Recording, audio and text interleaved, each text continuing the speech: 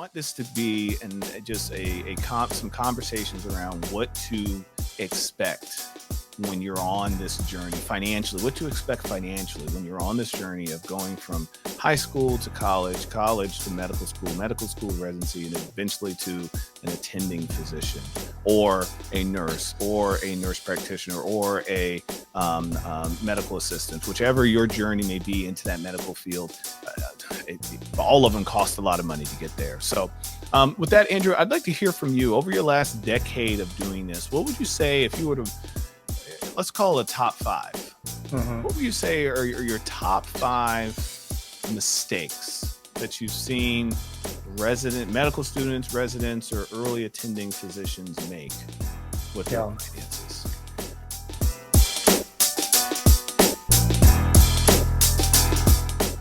Welcome to Becoming an Attending, a guide for future ER physicians. Each episode delivers financial insights into navigating undergrad, medical school, residency, fellowship, and becoming an attending physician. Your host, behavioral financial advisor Johans, is here to ensure you're surviving and thriving through your transitions. Now, let's get started. Welcome to the Money Script Podcast. It's your host, Johans Harrison. So happy to be with each and every one of you today. I have my good friend here with me, Andrew McFadden. He is the founder of Panoramic Financial. So this is going to be a little bit of a between two advisors, but it's going to be for a specific listener. Before you turn it off, hold on. You might be the specific listener. And actually, let me say this. We're going to be talking about a specific subset of individuals. However, there's going to be something that everyone can learn from. But I wanted to, because of the work that I've been doing, also that Andrew's been doing in the medical community, I wanted to do an entire season that was dedicated specifically to medical students, residents, and those brand new attending physicians. Because what I've learned from working with them over the years, as Andrew has as well, y'all are unique. And we thank you for what you do. I mean, I will say I've been on the receiving end of physicians, and I've talked about that in other seasons. Go back and listen to that at another time. But I've been on the receiving end of needing the services of a physician, of needing them to, for lack of a better term, save my life, save my mother's life, my father's life, sisters, my daughter's life, my wife's life. Okay, yes, both my daughter and wife were in ICU at the same time. So I appreciate what you all do. And I'm very grateful for all of the dedication and the education and the years that you spent to learn and hone your craft so that you can take care of us. And now this is just my way of saying thank you. What I'd like to do is take care of you. Now, I'm not going to solve all of your problems in a podcast, but I am going to at least give you some things that you can start thinking about, give you some of the questions you should ask, give you some of the pitfalls and the mistakes that others have made. I have multiple physicians and nurse practitioners and medical students and residents that have already said yes to be on this podcast so they can share with you some of the things that they've learned so that hopefully you can learn through them and not have to make the same mistake. Because yes, we can learn by doing and making mistakes, but we can also just learn from others. So with that, for those of you watching on YouTube, you're like, wow, that guy knows how to let you do an intro. So I want to bring in Andrew. So Andrew, thank you again for joining me on the Money Script Podcast. Now, a quick thing about Andrew, he also specializes in working with folks in the medical community. So Andrew, why don't you just tell the audience a little bit about yourself, how long you got how you got in financial planning and why you work with people in the medical community. Yeah. Well, thank you, Johans. It's a great pleasure for me to be on here today, and greatly admire and respect what you've been doing in the community of physicians out there. And so this is going to be fun. But yeah, just a little bit of background on me. I've had my own firm that focuses on young physicians called Panoramic Financial for the past 10 plus years.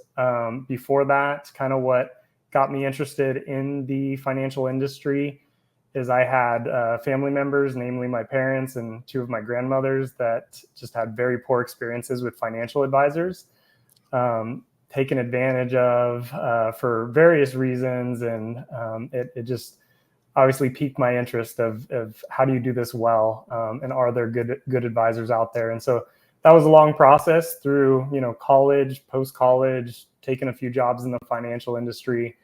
But eventually I made my way to become a financial advisor in my late 20s. And at that point, I just had a really random but lucky opportunity to speak at a local residency program here in Fresno, California. And, we got invited out, didn't really know much about physicians. So I remember, reading as much as I could and learning to try to offer something good. And, through that process, we learned about, White Coat Investor and other physician financial resources. But I had just such a good time during that presentation that we did, but also after the presentation, just getting to talk to the physicians, hear about their problems, hear about their concerns, hear about their goals, and for me, that was fun because not only were they my peers, being approximately the same age, but I also saw a group that was, unfortunately highly taken advantage of in the financial community all too often. True. And so that really resonated with kind of why I got into the business. And so it was at that moment I pretty much decided that I wanted to start a firm that could help, young physicians, especially as they made that transition from training into their attending careers. So Andrew, I appreciate you for the work that you're doing in this community as well. Like I said, I've been on the receiving end. And I often say to my young residents and young physicians that sometimes when I'm at work, I think about home. And hopefully most of them are pleasant thoughts, but let's admit it, we're human. We stress about things. That's just kind of the human condition. And the last thing I want my physician to be stressed about as they are operating on myself or anyone else is their finances. Right. And with the high cost of becoming a physician, the amount of physicians out there that end up in hundreds of thousands of debt before they even get their first paycheck is more than the minority. Right. Okay. Actually, it was a study that came out recently. I'll put it in the notes, but it was a significant amount of physicians. Andrew, I think I texted it to you the other day. I might have emailed it to you. Well, it said that the average physician is coming out of medical school with at least $200,000 in debt. And that statistic, I think, was already 4 or 5 years old. Yeah. And I don't think college has gotten any cheaper, at least not for medical school, hasn't. And it's not going to get any cheaper, at least in the near future. I mean, there are some schools, kudos to them. There are a few schools. So for those of you that are in college listening to this, we'll put that in the show notes as well.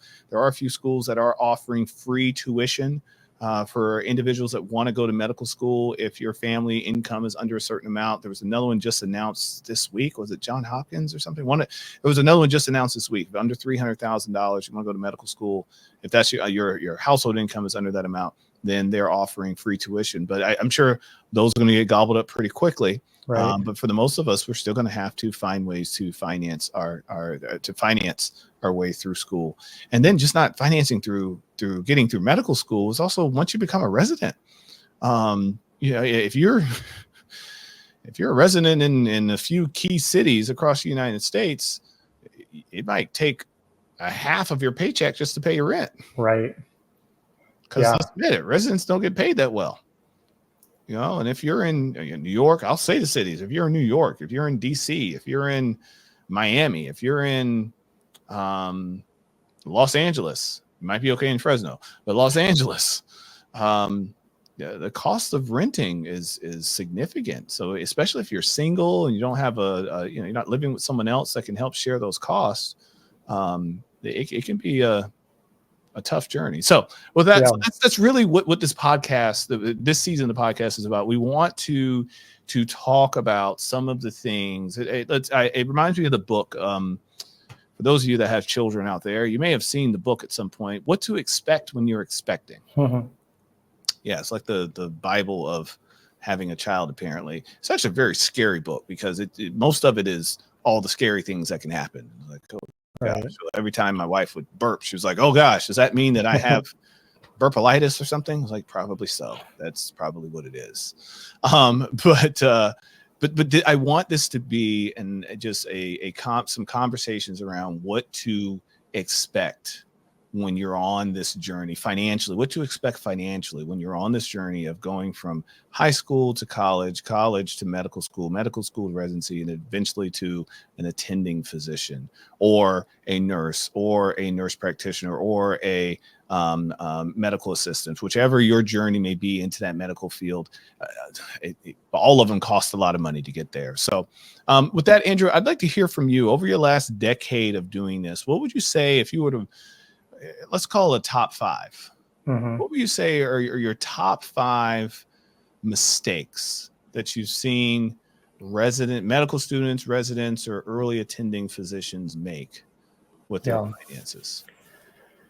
Yeah, well, I'd say number one is not educating themselves. Unfortunately, no financial education is really offered through med school or training, unless we're lucky enough to get into their program somehow. Yeah, I was like, wait a minute. Yeah. I know a couple of them that have some, but no, you're right. Yeah, most don't. It's not a focus. It's not common, and so the responsibility is then on the young physician to seek that out themselves. And I understand it's intimidating, and I understand why so many people put it off. But I would say that's mistake number one, because even becoming aware of how you might be able to get help via a financial advisory firm, like we have, is part of that educational process, right? It doesn't mean you have to go out and learn everything about finance, but just to be more aware of the basics of, hey, it's important to save. It's important to pay off debt, things like that. And so not attempting to find that type of information or seek that help, I think, is probably the biggest mistake that I see people make. But secondarily, the more specific mistakes, I guess, when it comes to finances, just number one, not having a budget, and again, it's the thing we all hate to do, hate to track our expenses, hate to restrict ourselves, and especially physicians. Go ahead. I have there's something I was on another podcast earlier today, and the gentleman I was with, his name is Ben. I was with Ben Beck. Yeah. So Ben Beck and I had a podcast earlier today, and for those of you that want this, go back season 5, episode 23. So Ben shared his first memory of money, and he talked about his mother balancing her checkbook. And as he was saying that, it dawned on me that there was a time where we didn't have a choice to tracking our money, because either we had it in cash and there was no such thing as bouncing your cash. It was like, oh, sorry, you don't have enough money. Get out of my line. Next. There was such thing as bouncing a check. But if you took the time to balance your checkbook, then the likelihood of something like that happening was low. Okay. But you were forced to do it. You had to balance your account. And I remember I kind of lived in between both of those things. I remember going to the ATM machine to check my balance before I went to go do whatever with my debit card, or calling the number and pressing in my debit card number and PIN number. And then it says your balance is 18 cents. So we were forced to have to look at those things. And it didn't mean that we necessarily were better at budgeting, but we were better at paying attention to what we actually had. But now, thanks to technology, thanks to PayPal, Zelle, Venmo, Cash App, Apple Pay, Google Pay, credit card, debit card, for those that are still writing checks, there's so many avenues and access to the money. It's silly to try to do mental math. Yeah. Like that's just that is setting yourself up for failure if you're going to try to do mental math on that.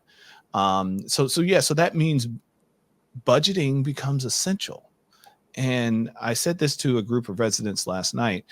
A lot of people look at budgeting like it's restrictive. Right. And it is at first. Right. But once it becomes more of a habit and how you live your life, it's actually very liberating. Yeah. Because it frees you from stress. Okay. Hi, Andrew, you've got a gray hair or two, so I'm sure. And I know you weren't always successful. Yep. I'm confident there was a time in your life where you did a swipe and pray. Several times. Okay. There's even a few times I remember taking a little cash advance on the credit card while the business was getting started up. There you go. Swipe and pray. Like, I hope Yeah. this goes through. I have a buddy. He jokes about it now. We'll go out and him and I like to go out and have a really good time. We go out, get a really nice dinner. And we're spending a few $100s, and Yep. he'll pull out his wallet and he'll pull out a couple cards and he'll say, this one should work. If it doesn't, don't make a big scene. Just come back over to me and I'll give you a different one. And then he'll play around and like, no, actually do this one. And I always get a kick out of it, but the waitress or waiter is always looking like, why are you giving me a card that's probably not working? And it's always going to work. And then of course, when the waiter or waitress comes back, like, it went through, man. All right, well, I hope you authorize a big enough tip on it, because it's not going to go through after this. So it's always, but that he's being fun and lighthearted with it, but that's no way to live, especially in a profession like the one that you, listener, are potentially seeking. All right, so we had number one was the overarching thing was not getting financially educated, and I think that is a solid number one. That is it. Yes, not getting the financial education. So 1A, as you would call it, would be not having a budget. Or understanding how to create a budget and living within a budget. What do you have next up on the list? Yeah, I think the next thing would probably be more on the lines of, protecting what we call your most valuable asset, which is just your future income. And that becomes a tool of, finding disability insurance and protecting yourself, not just, from any kind of, hazard that might come to you as a physician, but like you've got to get a policy that's specific to your profession, because if you don't, you could quote unquote be insured, but you might not actually be insured as a physician. You could end up having to work some other type of job. So yeah, I'd say that's the next thing I'm seeing most often is just, physicians not protecting their income, whether that's in training or, definitely last possible moment they should be doing that is when they start their first attending job. So doorbell. Okay. So I just did some quick Google searches here. In the United States, the average income of a physician is stated to be $339,000. Okay. It's the average. So for the purposes of keeping the math easy, can we just use 300,000? You okay with that, Andrew? Okay. Sounds great. 300,000. The average career span, length of career for a physician is between 31 and 36 years. So just again, to keep our math easy, can we use 30 years? Yep. Sounds good. So let's not even put inflation in the equation. I'm going to pull out my calculator here because, I just talked about the mental math thing. I'm going to put in 300,000 and I'm multiply it by 30. So without any inflation, that's a baseline of $9 million of earnings. It's crazy. Okay. Being that it is football season, what is the average income of an NFL player? It's a good question. The average player salary is around 3.2 million. Are you okay if we just do 3, Andrew? Yep. Okay, we're going to go with 3. What's the average tenure of an NFL player? Ooh. 3 years. What? Surprising. Surprising. So you're telling me that as a physician, on average, you'll make over 30 years what an average football player makes in 3. Huh. Now, these football players, they get lots of insurance. There are football players that will insure specific parts of their body so that if they can no longer perform, that they still have some sort of income. And I could get it because they're out there sacrificing their body every single day. Right. Or not every day, except Tuesdays, but the other days they're out there sacrificing their bodies, and getting beat up and all that other stuff. And I can see how people look at, okay, that's a high risk job. But the truth is, it's high risk just walking around town. Yeah. Getting in your car.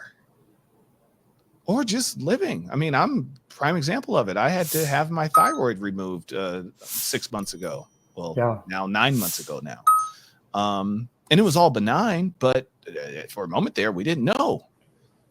That could have been a debilitating something for me. Right. And I also come from, my mother was disabled, so I get it. So you're right, Andrew. Protecting your number one asset, which is your ability to get up and go to work every day, is imperative. And let's think about it. The reason you have a job is because people, things go wrong for people. They get sick and they get injured.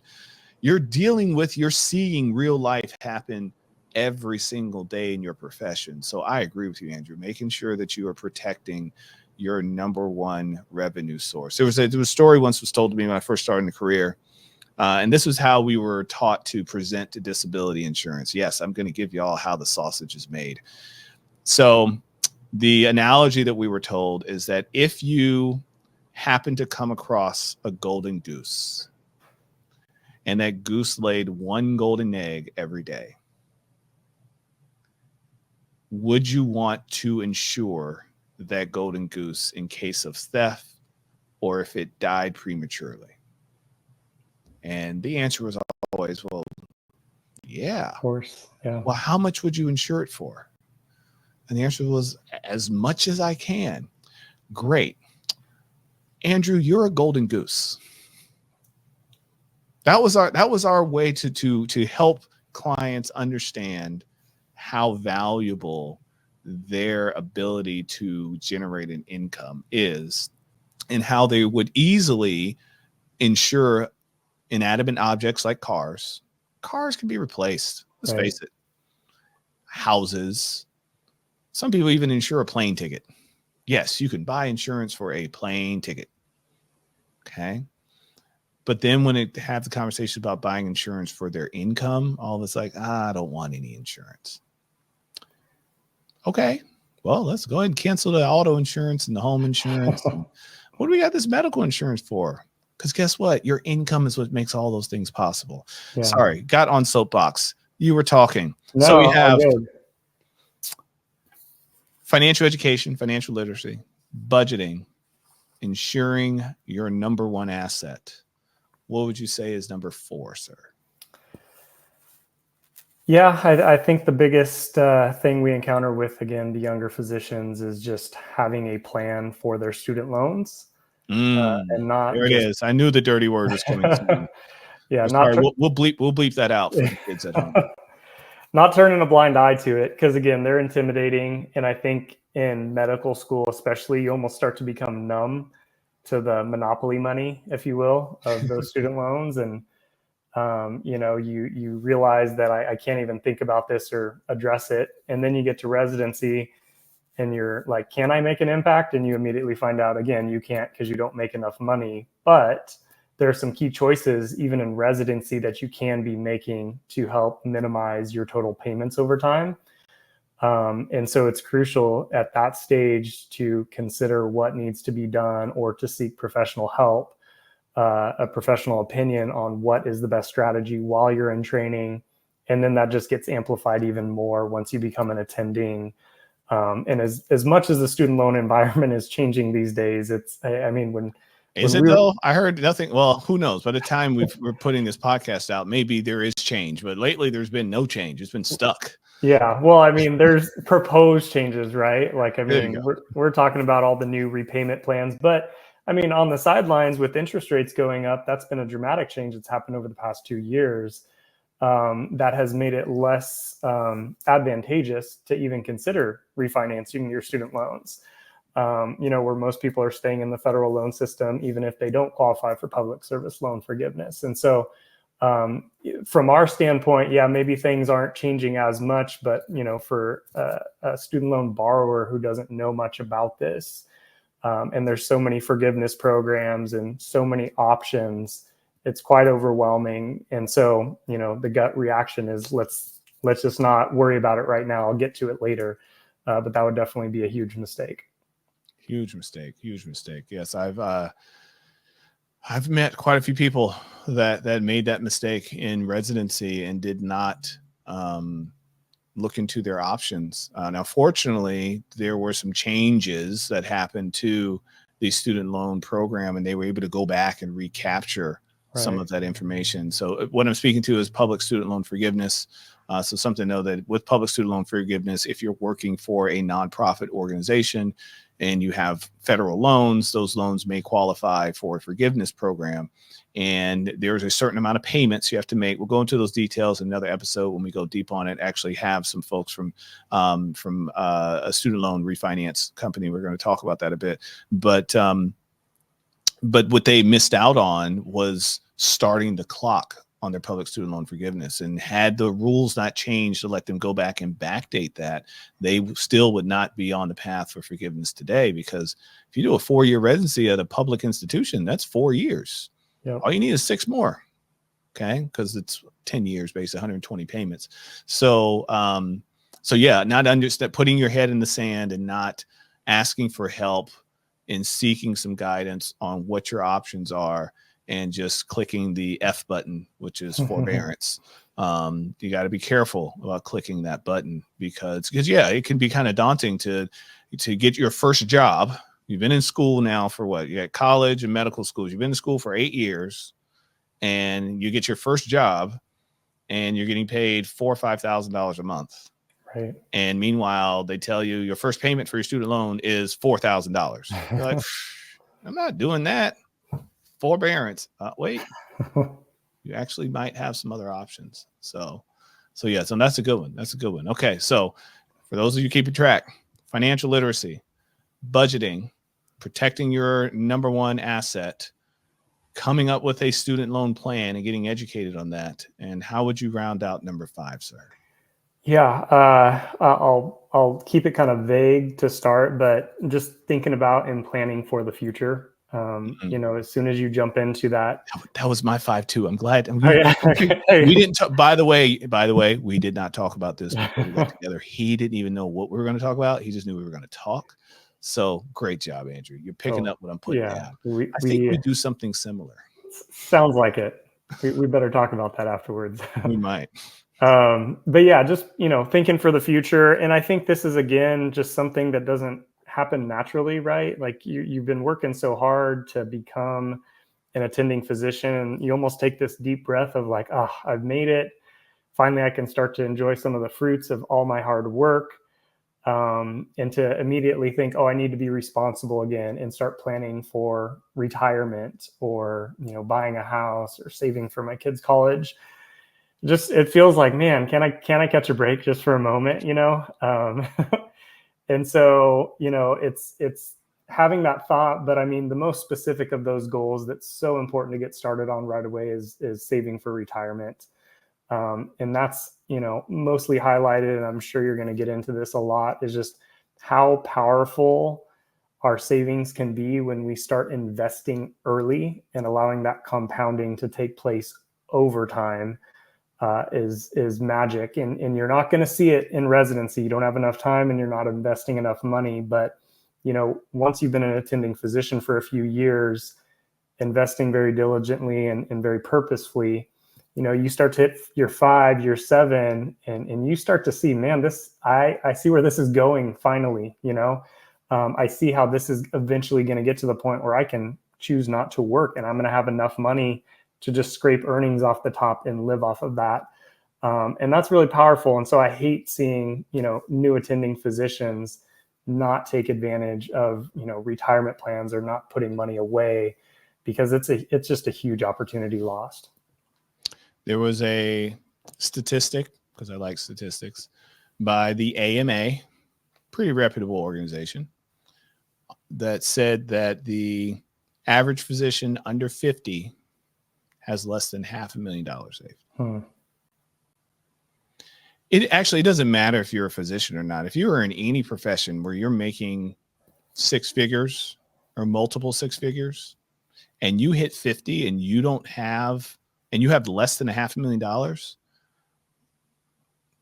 I mean, how do I say this in the most polite way? Good luck. Yeah. I mean, you don't have to make some dramatic habit changes, or you're one of those individuals that is counting on mom, dad, or grandma passing away and leaving you all of their money. Right. And maybe that's you. And if that's you, hey, okay, that's your retirement plan. Cool. But for the rest of us that don't have that, if you're approaching 50 and you have a multiple 6-figure income and you have less than $500,000, you're in trouble, meaning you're not going to be retiring on your terms unless some dramatic changes happen in your lifestyle. For sure. Lifestyle and your habits. And that's just math. Yeah. That's just the math.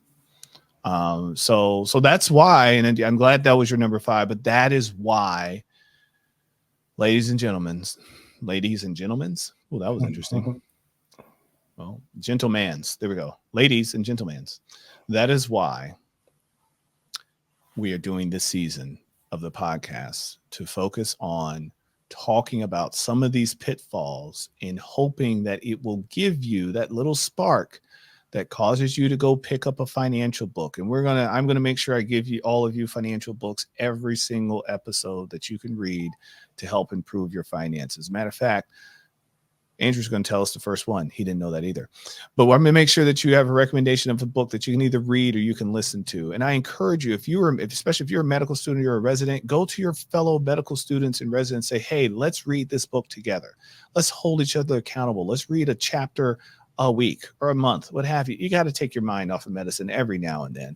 Take a couple hours or an hour or so and put it into finances and starting to get familiar with financial terms, so that when the time comes that there is some money coming in and you need to make some decisions, you're a little bit more equipped to understand the conversations that are that you will need to have and that are being had.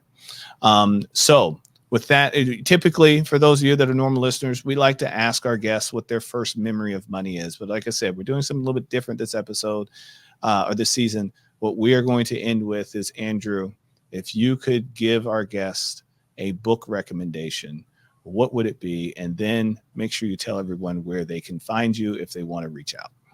Yeah. There's a lot of good options out there, but specifically for the community that we serve, this is, like I already mentioned it earlier, where I got my start. The book would be The White Coat Investor. It was written by a physician who had, poor experiences. There you go. Early on with friends that he knew from his past, whether it was high school or college, I can't remember. And they were more on the sales side of the spectrum. And he got into products that he found out later weren't ideal for him. And that's where his kind of world opened up to finance and learning about this stuff. And that's what led him to write the book, because he wanted to be an advocate for physicians. And so it's such a great starting point, I think, because there's a lot of basics in there, because he understands what it's like to be a physician and not have that financial starting point. But also it's so specific to physicians. And so you really feel like, you're reading from somebody who understands your situation and knows what you're going through. And that feels really good when you go through a book of such a heavy topic like personal finance. But I also know he's written a few other books to where they even apply like specifically to med students or physicians in training. And so, you can get one even more specific to you if you want to go that far. Good recommendation. And Andrew, if anyone in the audience wants to reach out to you, learn more about your services, where can they find you? Yeah, two best places is you can visit panoramicfinancial.com, or you can also follow me on YouTube. It's youtube.com/@panoramicfinancial. We'd love to connect if that's something you're interested in. Sounds like a plan. Well, Andrew, I appreciate you spending some time with us on the Money Script podcast. As usual, I do have one I'll give you 2 assignments. Assignment number 1, if you made it all the way to the end, take a little bit more energy and just, what do? You subscribe, you like and subscribe, you give it some stars, just show us a little appreciation. And that's not for us, that is for everyone else. Because by you doing that, it helps the algorithm to push it to more people so that they can also get this useful information. The second thing is, if you don't have the time or energy to do that, because I don't know, you're driving, you're running, or whatever it is you're doing as you're listening to this, the next time someone brings up the conversation about money, tell them about a great podcast you heard. And with that, we will see you next time on the Money Script Podcast. Everyone, take care.